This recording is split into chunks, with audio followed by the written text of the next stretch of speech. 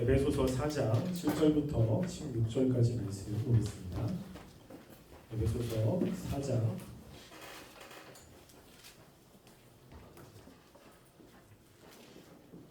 4장 7절부터 16절까지 말씀입니다. 한 절씩 교독하겠습니다. 우리 각 사람에게 그리스도의 선물의 분량대로 은혜를 주셨나니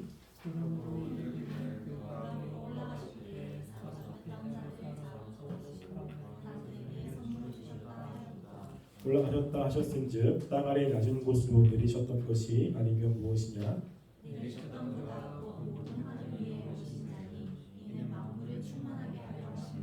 그가 어떤 사람은 사도로, 어떤 사람은 선지자로, 어떤 사람은 복음 전하는 자로, 어떤 사람은 목사와 교사로 삼으셨으니 이는 성도를 온전하게 하여 봉사에 유하게 하며 그리스도의 몸을 세우려 하십니다.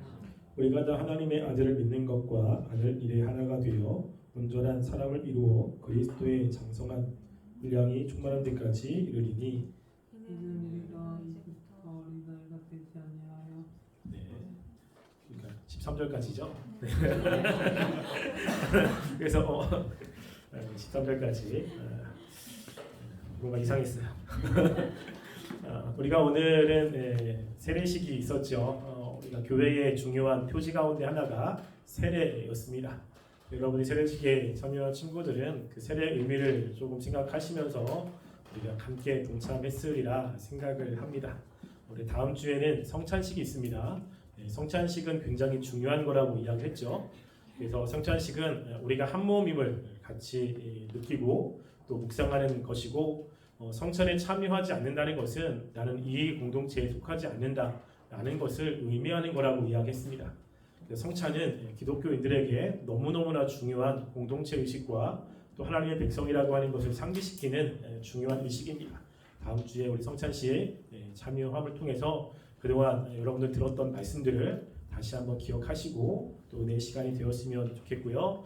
우리가 지금은 이제 교회 활동에 대해서 살펴보고 있습니다. 교회 안에서 어떤 것을 할 때 교회에서 반드시 해야 되는 활동이 있다고 이야기를 했죠. 근데 그 활동은 우리가 관계를 맺고 있는 대상과 관련이 있다고 이야기했습니다. 가장 중요한 것은 하나님과 관계를 맺고 있기 때문에 하나님과 관계를 맺는 것을 예배라고 이야기를 했습니다. 이 예배에는 두 가지가 있는데 하나는 공적인 예배가 있고 하나는 삶의 예배가 있습니다. 하나님께서는 하나님의 백성들이 함께 모여서 하나님을 예배하고 또 하나님을 찬양하기를 원하십니다. 구약에도 그것을 성회라고 해서 이스라엘 모든 백성들이 함께 모이는 날을 지정했고 백성들은 그 시간에 모여서 하나님께 제사를 드려야 했습니다. 신약도 마찬가지로 우리가 주일날 모여서 함께 공예배로 드리잖아요. 이 공예배는 굉장히 중요한 예배 가운데 하나입니다. 그때 우리를 구원하신 하나님을 생각하고 또 하나님의 말씀을 듣고 하나님께 감사를 표현하며 주님과 교제하는 시간입니다. 하나님께서는 이렇게 하나님께 나오는 예배 시간에 임재하셔서 하나님의 사랑을 깨닫게 하시고 주의 말씀을 알게 하시며 우리 하나님 백성으로 인도하십니다. 그런데 하나님은 이렇게 공예배만을 원하지 않는다고 이야기를 했어요. 왜냐하면 하나님이 우리를 구원했기 때문에 한 시간, 한 날짜만 원하는 게 아니라 우리의 삶 전체를 하나님이 원하십니다. 그래서 우리가 로마서에 보면 하나님이 원하시는 예배 가운데 하나가 영적 예배가 있다. 그 영적 예배라는 그 영적이라는 뜻은 합리적이다 라는 이야기라고 했죠. 우리가 하나님의 백성이기 때문에 우리는 공적으로 드려지는 시간 외에 우리의 삶을 하나님이 기뻐하시는 살아있는 제물로 드려야 됩니다. 우리 몸을 드리는 그 삶이 필요하고 그 삶을 잘 살아야 하나님께서 공적인 예배를 잘 받으신다라고 이야기를 했습니다. 우리가 단지 예배만 잘 드린다고 해서 주님이 기뻐하는 게 아니라 우리의 월요일부터의 삶도 하나님이 굉장히 기뻐하신다고 이야기를 했습니다. 기억나시죠? 지난주에 했던 겁니다. 그러면 이번 주에 여러분들이 나름대로 열심히 잘 살아왔을 거라고 전 믿어도 되겠죠? 네. 그래서 우리 이따가 한번 잘 생각해 보시고요. 오늘은 우리가 함께 믿는 사람들의 교제에 대해서 함께 살펴볼 겁니다. 제가 한 3주 정도 말씀을 전할 거라고 지금 생각을 하고 있는데 오늘은 양육과 그리고 봉사가 어떤 것인지 우리가 함께 교회에서 교제를 할 때 믿는 사람들끼리의 그 활동이 양육과 봉사가 있습니다. 그 두 개가 어떤 것인지를 함께 살펴볼 거고요. 다음 주에는 우리가 하나님이 우리를 부르셨을 때 은사 공동체로 불렀거든요. 오늘 때가 좀 나옵니다. 각자의 은사를 가지고 있는 사람들이 교회에서 한 몸을 이루게 됩니다. 그러면 그 은사를 가지고 하나님께서 교회에서 활동을 하게 할 때 그 목적이 무엇인지 우리가 어떻게 활동을 해야 되는지를 함께 살펴볼 겁니다. 그리고 세 번째는 우리가 이제 한 공동체로 활동도 하고 그럴 때 중요하게 가지고 있어야 되는 것이 있습니다. 이 중요한 덕목이 있거든요. 그 덕목이 없으면 교회가 분쟁이 일어납니다. 그 덕목이 사랑이라고 하는 덕목인데 우리가 하나님이 원하시는 그 사랑이 어떤 것인지를 함께 살펴보는 시간을 가질 겁니다. 오늘은 그 처음으로 교회가 하는 활동, 양육과 봉사를 함께 살펴볼 텐데요. 우리가 교회에서 하는 활동은 이 두 가지로 나눕니다. 하나는 양육이라는 것이 있고요. 하나는 봉사라는 것이 있습니다. 물론 양육도 목회자의 입장에서는 봉사이지만 우리가 교회 안에서 함께 신앙생활하는 성도들의 입장에서는 말씀을 공급받는 시간이라고 생각하면 됩니다. 예배 외에 함께 하나님의 말씀을 가르치고 그 말씀을 배우는 공동체가 있고요. 그리고 그렇게 배운 것을 토대로 해서 각자 교회에서 여러 가지 활동들을 하는 봉사의 활동들이 있습니다. 자신이 가지고 있는 은사를 가지고 찬양단에서 때로는 안내나 아니면 식당 봉사나 이런 다양한 봉사들을 하게 되죠. 이 두 가지 중에 어떤 것이 더 중요하냐라고 했을 때는 두 가지가 다 중요하지만 그 중에 조금 무게 중심을 둔다면 이 양육이 굉장히 중요합니다. 물론 양육만 필요하다고 이야기하는 것은 아닙니다. 왜냐하면 봉사가 없으면 교회 활동을 할 수 없기 때문에 봉사가 중요하지만 이 봉사를 잘 하기 위해서 양육이 필요하다는 이야기입니다. 우리가 양육이라는 것은 봉사라는 것은 내가 가지고 있는 힘을 쓰는 겁니다.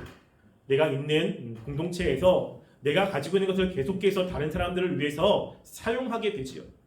그렇게 사용하다 보면 어느 순간에 고갈이 되는 일이 벌어집니다.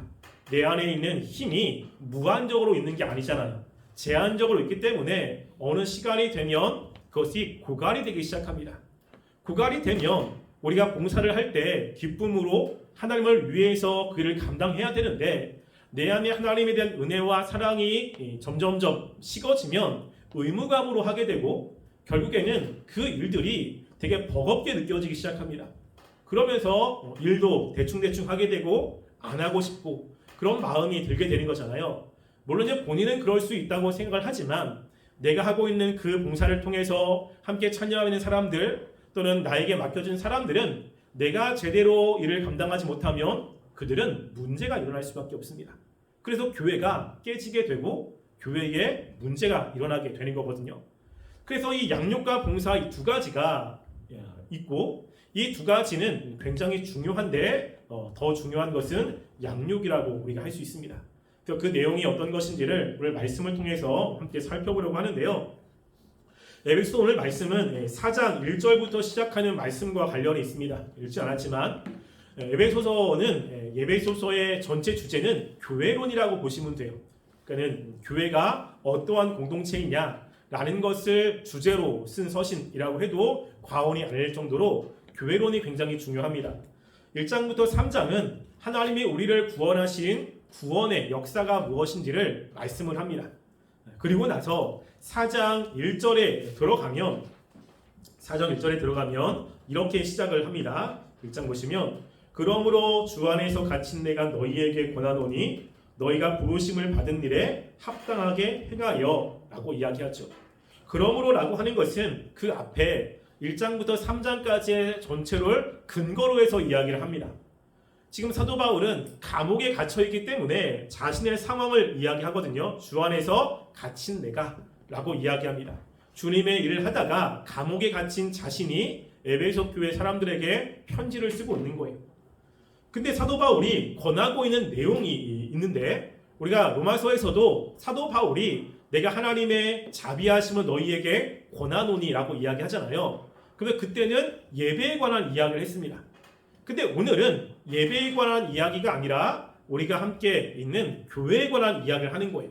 그래서 내가 이제 너한테 권하는데 어떻게 이야기하냐면 너희가 부르심을 받은 일에 합당하게 행하여 라고 이야기하죠. 하나님이 우리를 교회로 부르셨잖아요. 하나님이 우리를 부르셔서 교회의 일원이 되게 하셨습니다. 여러분들은 어찌어찌하다가 이 괴정중앙교회에 왔다고 생각하지만 그 모든 것 가운데 하나님의 섭리가 있습니다. 그럼 얘기했지만 저는 부산이라는 곳을 내려오기 전까지 한 번밖에 온 적이 없어요. 부산은.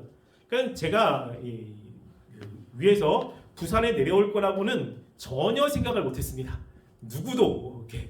근데 제가 부산에 있잖아요. 그렇죠? 하나님의 특별한 은혜로 또 여러분들을 또 만나게 됐습니다.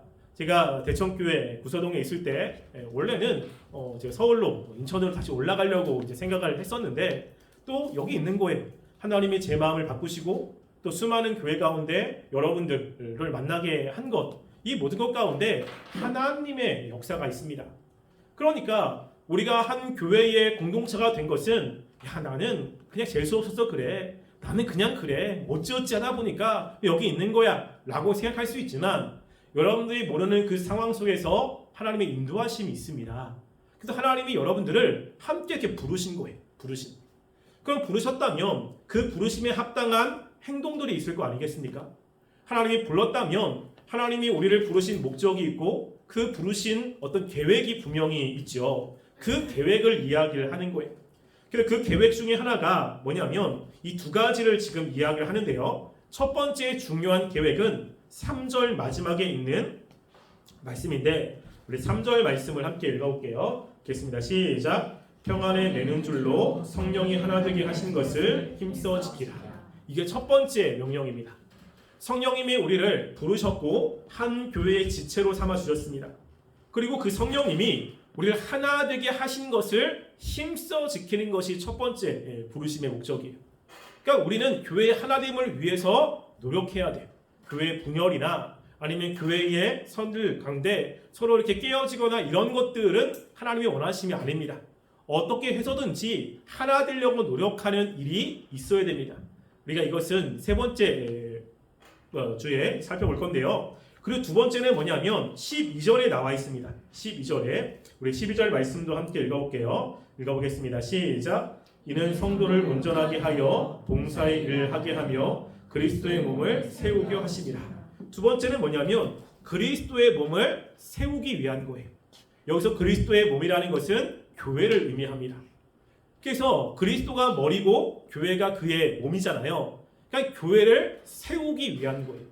여러분들을 이 괴정중앙교회로 부르신 것은 여러분들을 통해서 괴정중앙교회가 하나님이 보시기에 온전한 모습으로 세워지기를 원하는 하나님의 뜻이 있습니다. 우리가 하나님이 부르실 때는 이 두 가지가 있는 거예요. 하나는 하나님을 위해서 힘써야 되고 두 번째는 교회가 세워지기 위해서 내가 힘써야 됩니다. 이 두 가지가 굉장히 중요하죠.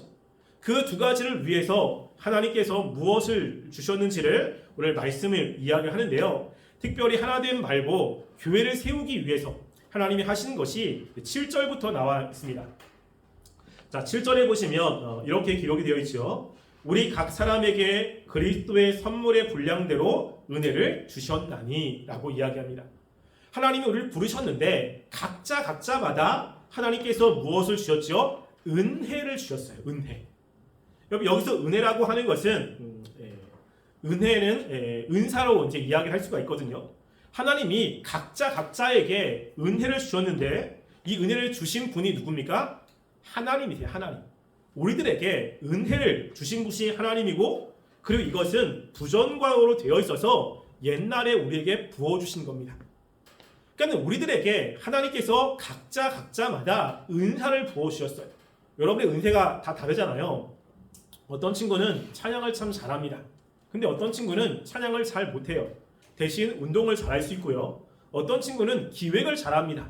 근데 어떤 친구는 기획을 잘 못하고 서포트를 잘하는 사람이 있습니다. 어떤 사람들은 몸으로 봉사하는 것을 잘하고 어떤 사람은 몸으로보다는 그냥 기획이나 머리로 하는 것을 더 잘하는 사람들 있잖아요. 각자 다양한 사람들을 하나님이 부르신 거예요. 근데 그렇게 하나님이 다양한 은사를 가진 사람들을 교회로 부르신 겁니다. 그리고 그런 사람들을 통해서 교회를 세우시기를 원하는 거죠. 그래서 교회에는 다양한 은사를 가진 사람들이 있습니다. 그래서 종교개혁자 존 칼빈은 교회는 은사 공동체이다 라고 이야기를 하거든요. 하나님이 사람을 불렀을 때 그의 영혼을 구원하기 위해서 부른 것도 있지만 그가 가지고 있는 은사를 사용해서 교회를 세우고 하나님의 일을 감당하기 위해서 부른 겁니다. 그래서 탁월한 은사를 가지고 있는 사람이 있다면 그 사람 때문에 그 은사에 대한 사역이 활발하게 이루어집니다. 전도를 잘하는 사람이 들어왔다면 여러분 전도도 잘하는 것도 은사거든요. 특별히 사람을 만나는데 두려움이 없고 그리고 사람들에게 말 조리 있게 잘하고 또 열정도 있는 사람이 있어요. 그런 사람이 있으면 교회에 전도가 잘 되는 거죠. 그럼 어떤 사람은 잘 가르치는 은사가 있습니다. 저는 전도보다는 가르치는 쪽에 좀 관심이 많고 또 그런 쪽에서 열매가 조금 있는데 그러면 저는 전도는 잘 못합니다. 저는 아시다시피 새로운 사람 만나는 걸 별로 좋아하지 않습니다. 저는 극아이고 그리고 티가 강하기 때문에 사람과 만나는 거에 대해서 저는 에너지를 뺏깁니다. 혼자 조용히 있는 걸 되게 좋아해요. 근데 어쩔 수 없이 만나야 될 수밖에 없는데 그러니까 저는 가만히 앉아서 말씀을 연구하고 그러는 걸 되게 좋아해요. 그래서 어제도 교육자들하고 이야기하면서 휴가 이야기를 했거든요. 저는 휴가를 가긴 하지만 저는 그냥 그 시간에 앉아서 말씀 연구하는 게 더 좋습니다. 그래서 계속 연구하고 이제 이런 것들을 더 좋아해요. 책 읽는 거 좋아합니다. 그러니까 그런 사람들이 있으면 어떤 게 좀 활발하게 되겠습니까? 양육이 좀 활발하게 되겠죠. 찬양을 잘하는 사람이 있으면 그 사람 때문에 찬양단이 구성이 되고 찬양단이 활성화될 수 있어요. 그러니까 은사가 있는 사람이 들어오면 그 은사가 있는 사람들의 분야가 활발하게 될 수밖에 없습니다. 그런 은사가 있는 사람들이 많으면 교회는 다양한 활동들을 하게 되는 겁니다. 그래서 존 칼빈은 교회는 은사 공동체로 이야기하고 각자가 가지고 있는 은사를 주님을 위해서 사용해야 되는 거죠. 그게 사용할 때 교회가 그리스도의 몸이 세워지게 됩니다. 근데 그렇게 어떠한 은사를 가지고 활용하는 것을 이야기를 하기에 앞서 무엇을 먼저 이야기를 하고 있냐면요. 우리가 8절부터 보면 이 모든 은사를 예수님이 주셨다라는 이야기를 하고 있습니다. 8절에 보면 이렇게 이야기를 하는데요. 8절 말씀 함께 읽어볼까요? 읽겠습니다. 시작. 그러므로 이르기를 그가 위로 올라가셨을 때에 사로잡혔던 자들을 사로잡으시고 사람들에게 선물을 주셨다 하였도다. 아멘. 여기 보면요. 그가 올라가실 때라고 하는 것은 예수님의 부활을 이야기합니다. 그러니까 예수님이 이 땅에 내려오셔서 부활하신 이후에 그 예수님께서 사람들에게 무엇을 주셨어요? 선물을 주신 거예요. 선물. 이 선물이 은혜라고 하는 겁니다. 이 은혜 안에는 은사가 함께 포함되어 있는데 이런 은혜를 주신 이유는 10절에 보면 우리 10절 한번 읽어볼게요. 읽겠습니다. 시작. 내리셨던 그가 곧 모든 하늘 위에 오르신 자니 이는 만물을 충만하게 하려 하심이라. 아멘. 여기 보면 하나님 예수님께서 오르셨는데 그 이유는 만물을 충만하게 하신다라고 이야기를 하거든요. 굉장히 좀 어려운 단어인데 이 만물은 이 세상에 있는 모든 것들이 예수님으로 인해서 가득 차기를 원하는 거예요.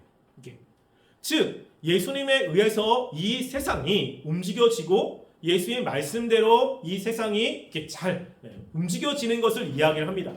근데 그 목적이 무엇과 같냐면 우리 에베소 1장 23절 말씀을 함께 읽어볼게요. 자, 에베소 1장 23절 읽어보겠습니다. 시작. 교회는 그의 몸이니 만물 안에서 만물을 충만하게 하시는 이에 충만한 의미라. 교회 보면 교회는 그의 몸입니다. 예수님의 몸이죠. 만물 안에서 만물을 충만하게 하시는 이에 충만이다 라는 것은 그 만물 충만하시는 누구냐면 그리스도거든요. 그리스도의 충만이 어디에 있어요? 교회 안에 있는 거예요. 그러니까 교회가 예수님으로 가득 찬 겁니다. 우리가 구원받은 사람들에게 중요한 것은 그리스도가 우리 안에 사시는 거라고 이야기를 했잖아요. 그래서 내가 사는 것은 나를 위해서 십자가에 못 박혀 죽으신 그분을 위해서 사는 것이다. 예수님이 교회 가득한 겁니다. 그러면 교회에서 활동하는 그 모든 활동들은 예수님의 원하시는 활동을 할 수밖에 없죠. 그러면서 이 사람들이 믿는 사람들이 가는 그 모든 곳이 주님이 원하시는 질서대로 하나님이 기뻐하시는 모습대로 변화시키는 것이 목적이라는 거예요. 이해되시죠? 잘 안 됩니까? 다시 설명합니다.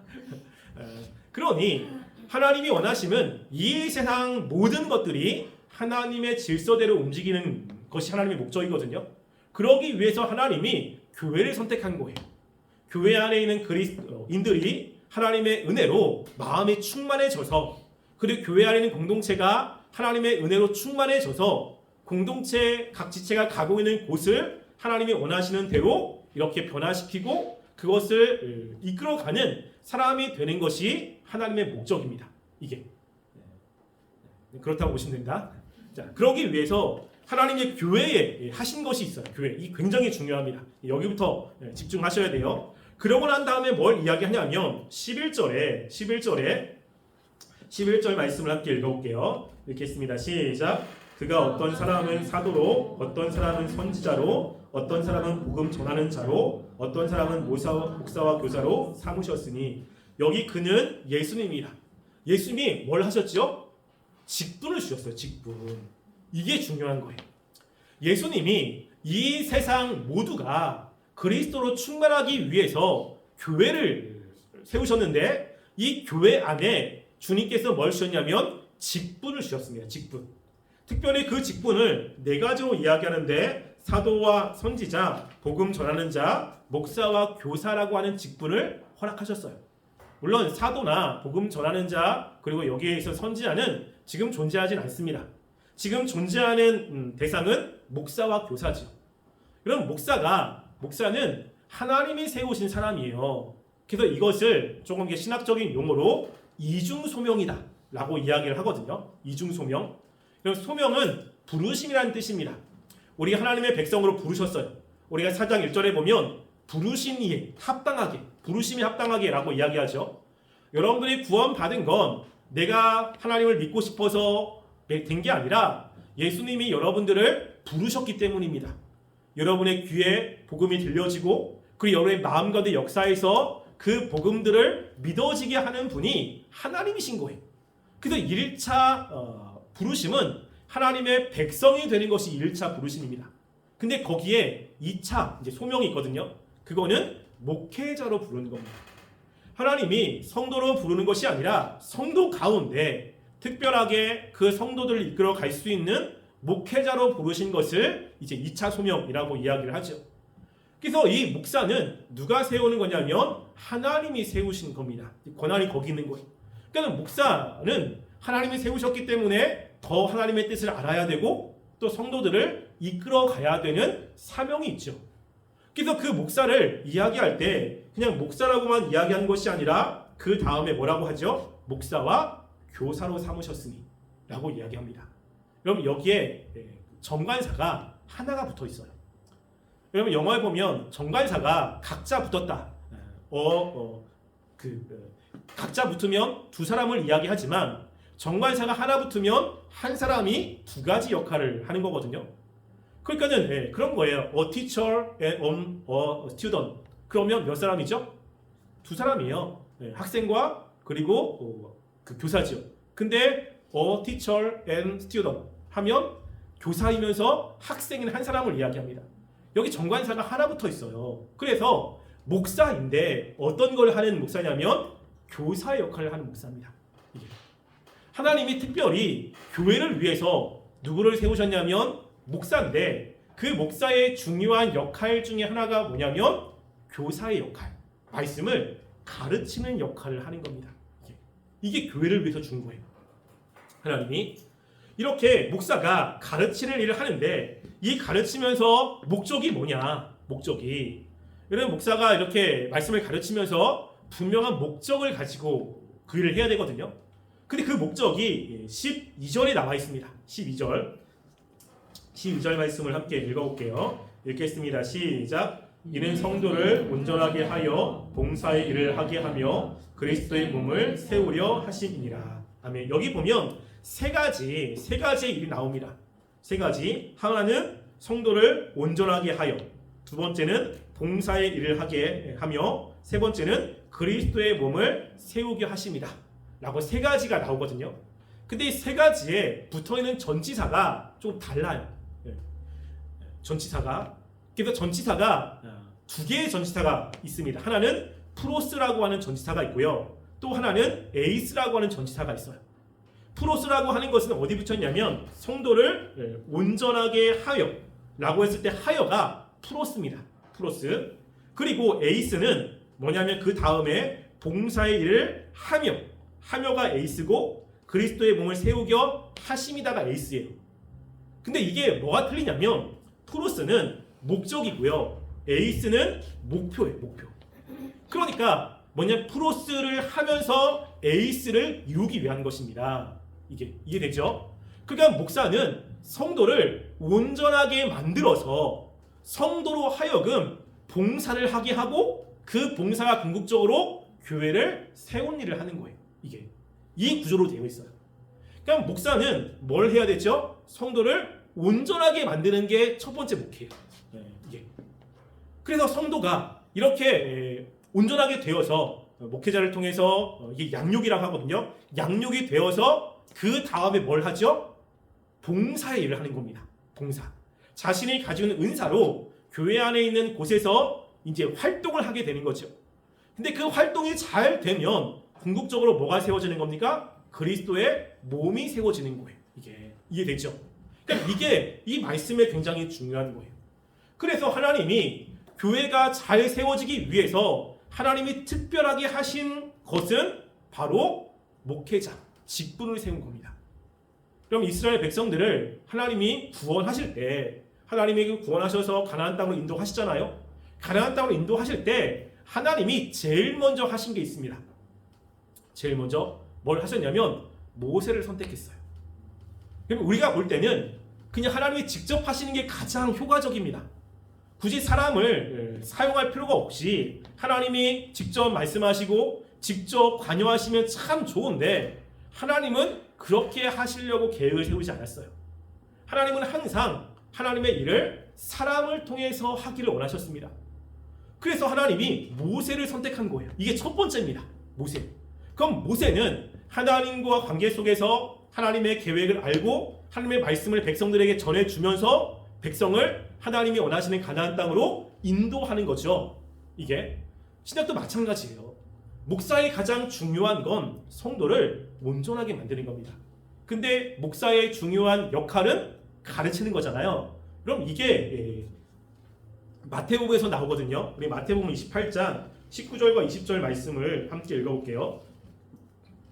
함께 읽겠습니다. 시작. 그러면 너희는 가서 모든 민족을 제자로 삼아 아버지와 아들과 성령의 이름으로 세례를 베풀고 내가 너희에게 분부한 모든 것을 가르쳐 지키리라. 여기 보면 예수님이 이제 돌아가시기 전에 제자들에게 하신 말씀입니다. 요 앞에 말씀은 하늘과 땅의 모든 권세를 내게 주셨으니 라고 이야기하거든요. 그러니까 하나님이 예수님에게 이 세상의 모든 권세를 예수님께 주었어요. 원래는 성부 하나님이 가지고 계셨던 권세인데 이제는 그 권세를 예수님이 받으셨습니다.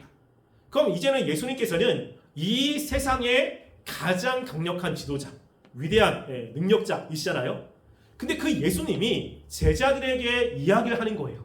내가 모든 권세를 받았는데 이제 그러고 하늘 올라가는데 너희들한테 명령을 내릴 거야. 그러면 그 예수님이 하신 명령은 굉장히 무게감이 있는 명령이고 중요한 명령이잖아요. 그래서 그 명령을 있는 아래에 있는 사도들에게 이야기를 한 겁니다. 그 사도에게 이야기한 것이 19절, 20절이. 그래서 이것을 지상명령이다 라고 이야기를 합니다. 그러니까 지상명령이라고 하면 저는 옛날에 그럼 지하명령도 있나? 라는 생각을 했거든요. 왜냐면 지상에서도 했으니까 뭐 지하에서 하셨나? 라는 생각을 했는데 지상명령이라는 뜻은 지극히 상위명령이라는 뜻이에요. 그러니까 예수님이 하신 말씀들이 있지만 그 말씀 가장 상위하신 명령입니다. 그러니까 우리나라 보면 헌법 같은 거거든요. 이 상위 명령에 따라서 다른 명령들이 이제 좀 제한을 받게 되는데 여기 보면 예수님이 제자들에게 하신 그 명령이 총 4개로 되어 있는데 4개로 하나는 가서 제자로 삼아 그리고 세례를 베풀고 가르쳐 분부한 모든 것을 가르쳐 지키게 하라. 4개로 되어 있습니다. 4개로. 근데 이거를 이제 우리나라에서 원어에서 번역을 할 때 번역을 잘 못했어요. 번역을. 우리가 볼 때는 이 4가지가 이렇게 동등한 위치로 보이거든요. 그래서 하고 동등하게 보이지만 원어는 다릅니다. 여기에 보면요. 명령형은 하나가 있고 3개가 분사예요. 그럼 분사라고 하는 것은 명령을 위해서 중간에 하는 거잖아요. 중간에. 그래서 명령형 하나를 위해서 3개의 분사가 있습니다. 그러니까 그 명령 하나는 뭐냐면 제자를 삼으라가 명령형이에요. 나머지는 분사로 되어 있습니다. 제자를 삼기 위해서 가야 되고 전도 명령이에요. 제자를 삼기 위해서 세례를 줘야 되고 제자를 삼기 위해서 가르쳐 지켜야 되는 겁니다. 이 모든 것의 최종 목적은 제자를 삼는 거예요. 그 제자 훈련이 나오게 됩니다. 저도 그래서 제자 훈련을 하게 되는 건데, 근데 그 중에 뭐냐면 가서 전도했어. 전도해가지고 세례를 줬어. 그럼 끝이냐? 그 다음이 있어요. 그 다음이 뭐죠? 가르쳐 지키게 하라. 이게 있습니다. 그러니까 사도들이 그냥 한번 가르치는 것으로 끝나는 게 아니라 가르쳐서 그 배우는 사람들이 지킬 때까지 계속 가르치는 거예요. 이게 분사잖아요. 분사는 뭐죠? 반복의 의미가 있어요. 언제까지 가르쳐야 되냐면 지킬 때까지. 여러분 우리가 한 번 들었다고 지킬 수 있습니까? 네. 이게 2번? 네. 아니에요. 제가 어떤 친구에게는 100번도 얘기한 적이 있습니다. 똑같은 얘기를. 그리고 100번이 뭐야? 지금까지 뭐 수십 번 이야기를 해주거든요. 그러니까 제가 뭐 리더 모임 때도 마찬가지로 이제 뭐 상담을 하게 되면 제가 한 얘기가 여러분들은 그래 은혜 받았다 하지만 제가 여러분들에게 수십 번 이야기했던 것을 또 얘기하는 거거든요. 그럼 처음 듣는 것처럼 막 얘기를 듣고 맞아 그러지만 저는 그거를 정말 수십 번 얘기를 합니다. 똑같이. 이게 왜 그래야 이제 조금 지키게 되는 거죠. 그래 이걸 얘기하는 거예요. 지킬 때까지 가르치라. 그러니까 이 사도들은 전도도 중요하고 그리고 세례를 받아서 하나님의 백성이 되게 만드는 것도 중요하지만 그들을 제자로 삼기 위해서 무엇이 중요하죠? 가르치는 게 중요한 거예요. 가르치는 게. 그래서 이것을 그대로 신약의 직분자인 목사들에게 주신 겁니다. 그러니까 목사는 목사이면서 교사인 거죠. 그러면서 성도를 온전하게 만드는데 무엇을 통해서 온전하게 만드냐면 가르침을 통해서. 우리 하나님의 말씀도 알아야 되고 우리가 무엇이 잘못된지를 깨달아야 되고 그때 어떻게 해야 되는지를 알아야 우리가 온전함이 될 수 있잖아요. 온전함이 무엇이냐? 잘 모르면 뭐가 온전한지를 잘 몰라요. 여러분 우리가 신앙생활 잘한다는 게 여러분 무엇이라고 생각합니까? 여러분 좀 어렵나요? 그러면 신앙이 좋다는 기준이 뭡니까? 뭐가 신앙이 좋은 거죠? 옛날에는 하나 2가지 하지 말라 2가지 하면 신앙이 좋았어요. 되게 단순하게 하나 2가지 주일 성수와 11조를 해라. 하지 말라 2가지 우상 숭배와 술 담배 하지 마라. 그러면 신앙이 좋다고 생각했어요. 여러분 그거는 기본이에요. 기본. 그럼 끼지도 못합니다. 지금은 그것도 안 되잖아요. 그렇죠? 여러분 신앙이 좋다는 것은 다른 게 아니고 신앙이 좋다는 것은 다른 게 아니고요. 매 순간마다 그리스도인답게 살아가는 겁니다. 매 순간마다. 그러니까 신앙이 좋은 사람들은 그리스도인답게 살아가는 것이 목표이기 때문에 하나님이 원하시지 않는 게 무엇인지를 굉장히 많이 알아요. 이게 죄에 대한 민감함이 있습니다. 신앙이 좋은 사람은 죄에 대해서 굉장히 민감해져요. 다른 사람이 야 그게 무슨 죄야 라고 할 정도로 죄에 대해서 굉장히 민감합니다. 왜? 그게 하나님이 기뻐하시는 거잖아요. 그럼 이런 게 있어요. 뭐 이렇게도 지금 이제 노래를 전공한 사람들이 있는데 저도 노래 안 좋아하다가 요즘 좋아하게 됐거든요. 여러분 우리가 앞에서 찬양을 하면 그냥 노래를 잘 모르는 사람들은 다 찬양이 잘 부르는 것처럼 이렇게 들려집니다. 여러분 근데 전문가들은 찬양을 할 때 호흡이 조금 딸린다. 피치가 조금 이렇게 낮다. 음정이 불안하다. 박자가 조금 이상하다. 여러분 그건 것을 기가 막히게 느끼죠. 이게. 여러분 전문가는 그런 거예요. 전문가는 그 작은 것의 틀림을 아는 거거든요. 비전문가는 다 똑같습니다. 저는 그림의 문외한이거든요. 그래서 조금만 그리면 다 잘 그린다고 생각합니다. 근데 그림의 전문가는 딱 보고 나서 잘못된 것을 기가 막히게 집어내죠. 비전문가가 볼 때는 이게 뭐가 틀린지 잘 모르지만 전문가가 이야기해서 보면 그게 보이죠. 전문가는 자신이 전문가인 그 부대에 굉장히 민감합니다. 우리가 주님의 백성으로 살아갈 때 하나님이 가장 싫어하는 게 뭐죠? 죄잖아요. 그러니까 신앙이 좋은 사람은 다른 것에 민감한 것이 아니라 죄에 굉장히 민감합니다. 이게 그래서 하나님이 싫어한다라고 하는 것에는 알러지 반응 그리고 그것을 죽이려고 하는 이런 모습이 있는 게 신앙이 좋은 사람이에요. 이해되시죠? 여러분이 신앙이 좋습니까? 가끔가다 교회 생활 열심히 하니까 교회에서 봉사하니까 나 신앙이 좋은 거야 라고 생각하는 이유는 잘 모르기 때문이에요. 근데 그런 것들을 목회자가 이야기를 해줘야 되는 거죠. 이게. 그래서 하나님이 원하시는 그 온전한 사람으로 만들어내는 겁니다. 그러면 온전하다라고 하는 뜻은 어떤 뜻이냐면 이런 뜻이에요. 다른 힘과 조화를 이루어 발전하게 하다. 원래 있던 자리로 되돌아가다 라고 하는 뜻이 온전하답니다. 왜 원래 있던 자리냐면 하나님이 맨 처음에 인간을 만들었을 때 그 상태인 거예요.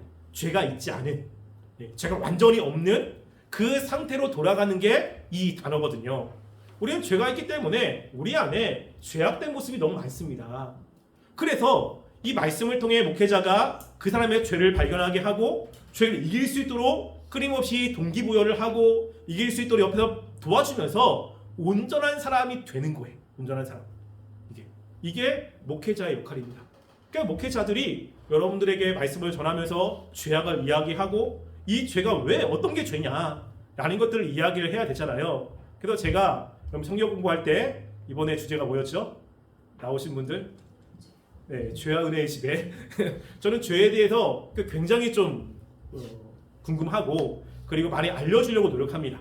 죄에 대해서 그리고 시험에 대해서 마찬가지로 죄를 알아야 돼요. 우리가 죄를 잘 모르거든요. 이렇게.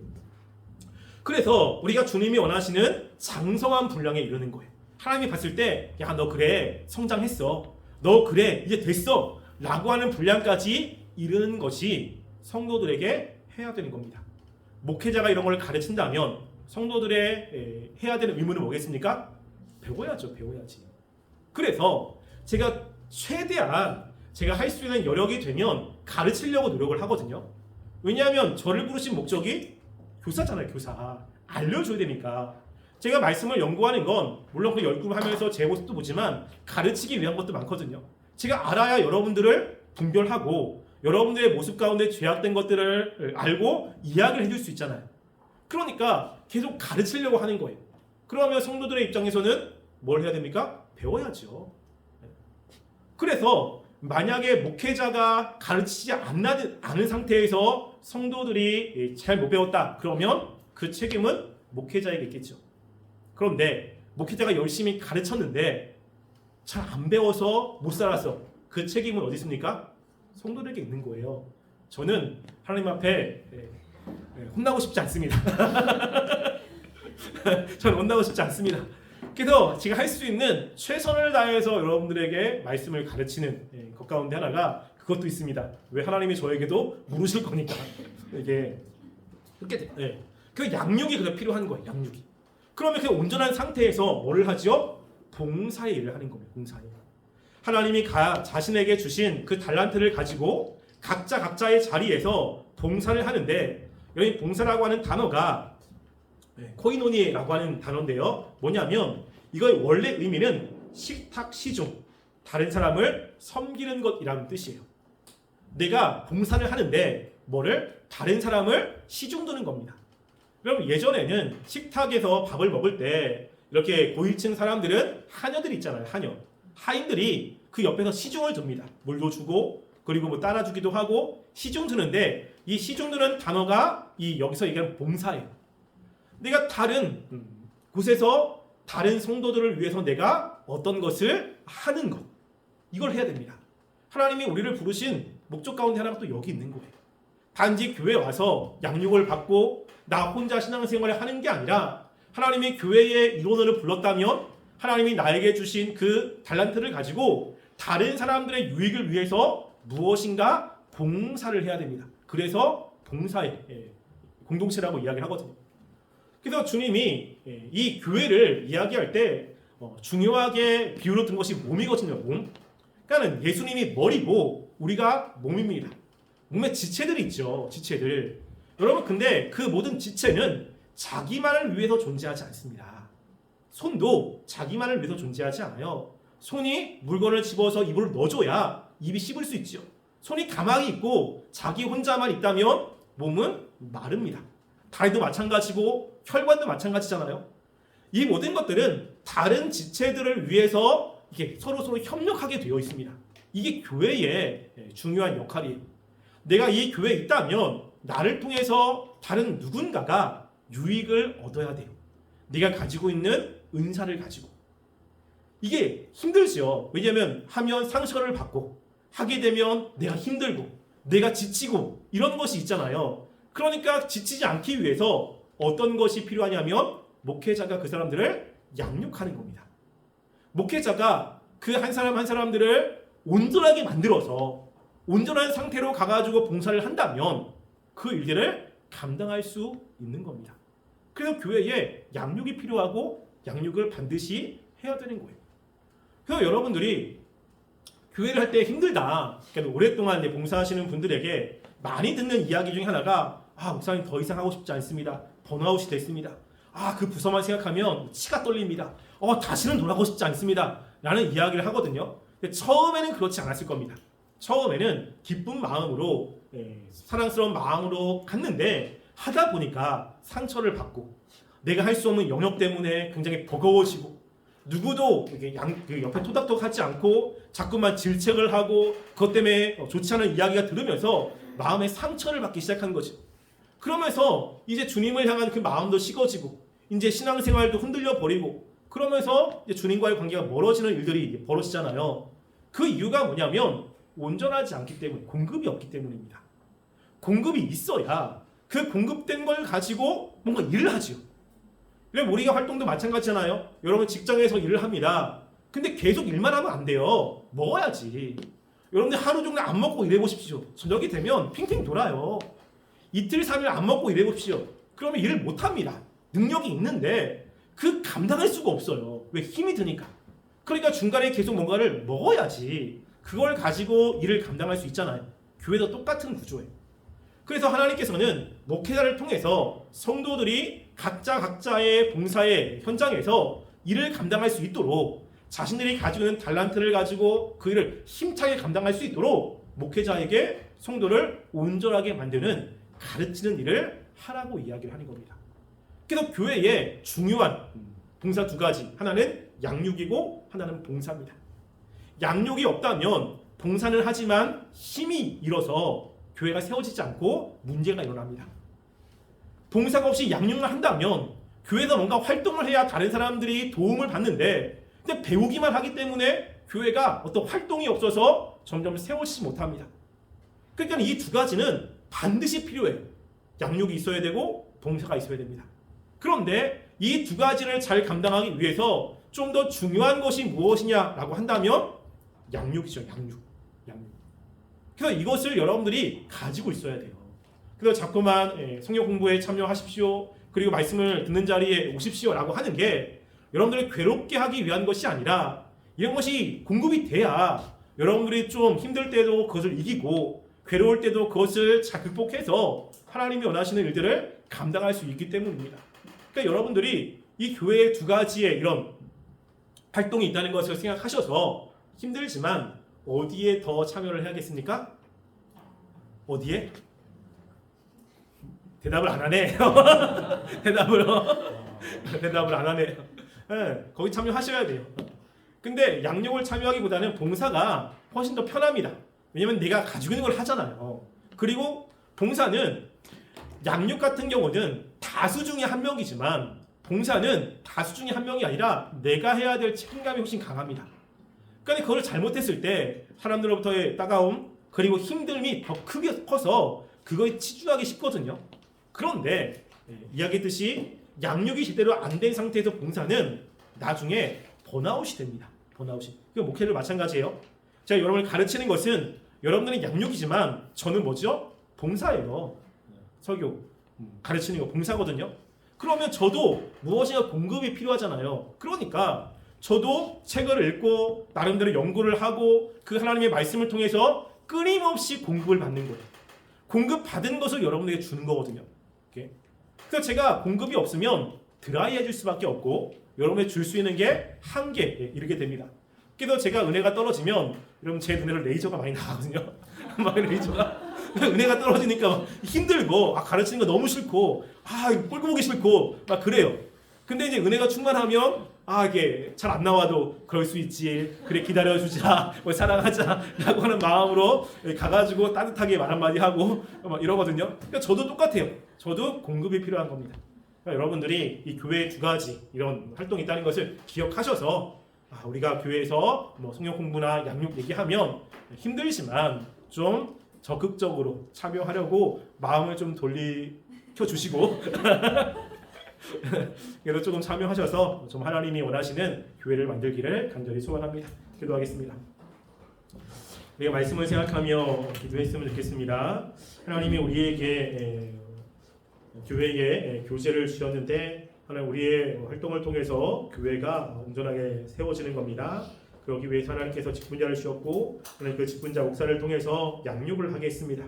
우리가 양육이 돼야 하나님의 은혜를 경험하고 하나님의 뜻을 깨달아서 각자의 자리에서 가지고 있는 달란트로 활동을 할 수 있습니다. 하나님 이 두 가지를 우리가 꼭 가지고 있고 이 두 가지를 통해 정말 교회가 세워지게 하여 달라고 함께 기도하겠습니다. 사랑하는 하나님, 우리가 이 시간 주 앞에 기도합니다. 하나님 정말 우리가 하나님의 주신 또 필요 교회의 활동 이 양육과 봉사 이 두 가지를 잘 분별하고 잘 이해하여 우리가 주님의 일을 감당할 수 있도록 도와주시옵소서. 하나님 우리가 주 말씀을 통해 양육이 잘 돼야 우리가 온전하게 설 수가 있습니다. 하나님의 뜻이 무엇인지 나의 현재 상태가 어떤 것인지 또 하나님 무엇을 원하시는지 우리 마음 가운데 분명하게 인식하고 정말 가지고 정말 우리가 가지고 있는 달란트를 가지고 우리의 봉사의 현장에서 다른 사람을 섬길 수 있습니다. 하나님 정말 우리에게 이 두 가지가 곱게 하시고 이 두 가지를 통해서 교회를 세울 수 있도록 우리를 붙잡아 주시고 인도하여 주시옵소서. 아버지 도와주시기 바랍니다. 사랑하는 하나님, 우리가 교회 안에서 같은 믿음의 공동체와 양육과 봉사를 통해 교회를 세우길 원합니다. 하나님 우리가 말씀을 통해 주의 뜻을 깨닫게 도와주시고 하나님의 말씀을 공급받게 하시고 공급받을 가지고 우리에게 주신 그 달란트를 사용하여 교회를 세우기를 원합니다. 힘들고 어려울 때마다 주의 말씀으로 돌아가고 정말 주님과의 바른 관계 속에 있게 하시고 우리의 그 헌신을 통하여 우리도 더욱더 건강해지고 교회도 건강해지게 하여 주시옵소서. 또 주님께 헌금을 드리는 손길이 있습니다. 하나님 그 마음을 아시오니 기뻐 받아 주시고 더 많은 풍성한 것으로 주님께서 채워 주시옵소서. 지금은 우리 주 예수 그리스도의 은혜와 하나님의 사랑과 성령님의 교통하심이 하나님 교회를 잘 이해하고 교회 안에는 지체로서 하나님 양육과 봉사를 통해 교회를 좀 세우길 원하여 고개 숙인 우리 청년부 머리 위에와 가정 위에와 그의 삶의 모든 삶 위에 지금부터 영원토록 함께 있을지어다. 아멘.